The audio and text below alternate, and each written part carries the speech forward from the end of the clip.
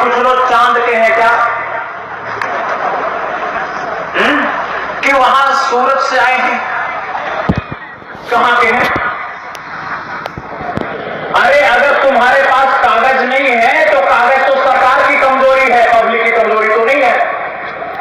ये तो तय है कि कोई चांद से उतरा है क्या भाई? यहां कोई उतरा हो तो हाथ उठाओ, चांद से आया हो तो। कोई मंगल ग्रह से आया, कोई सूरज से गिरा, सब धरती को होना।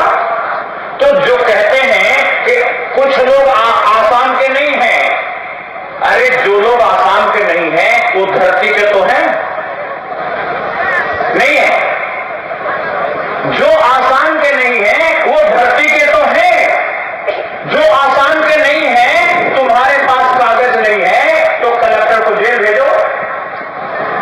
तुम्हारे पास कागज नहीं है, पेपर नहीं है तो डीसी को जेल भेजो, एसपी को जेल भेजो।